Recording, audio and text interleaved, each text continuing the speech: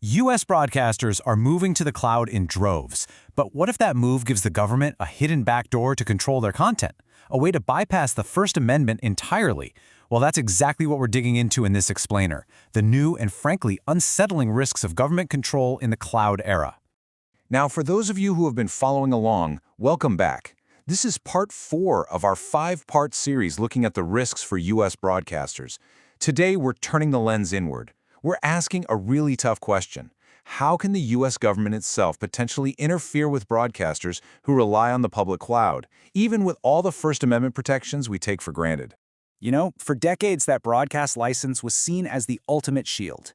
It was this clear public boundary between a broadcaster and any government oversight. But as operations move from those big broadcast towers to cloud servers, that shield, well, it's starting to look dangerously thin. To really get a handle on these new dangers, we first have to take a quick look back at the old rules of the game. For the longest time, the whole relationship was pretty straightforward. The government's power over a broadcaster, it was pretty much all channeled through the licensing process.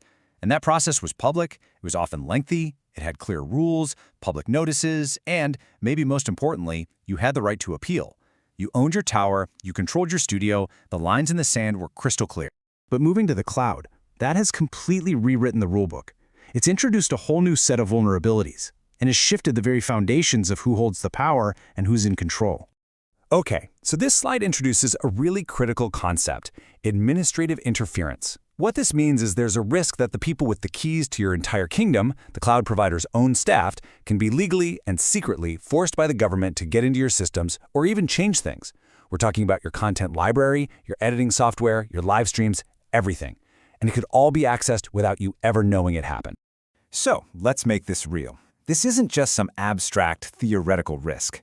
This could look like a government agency demanding your cloud provider hand over all your investigative files, or the identity of a confidential source.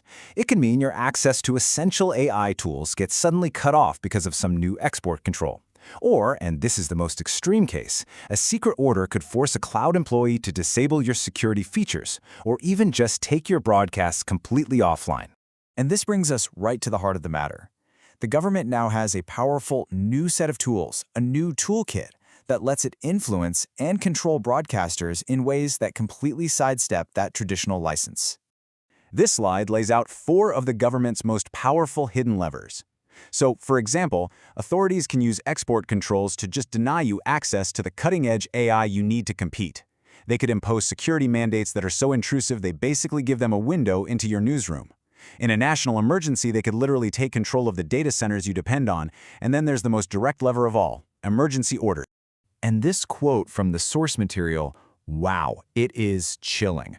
Using these emergency powers, the government could order a cloud provider to slow your stream to a crawl, to block a specific story from going out, or to just shut down your entire account. And here's the kicker. They wouldn't need to challenge your license in some public forum. They could just force your infrastructure provider to do it for them, often in secret and with no judicial review.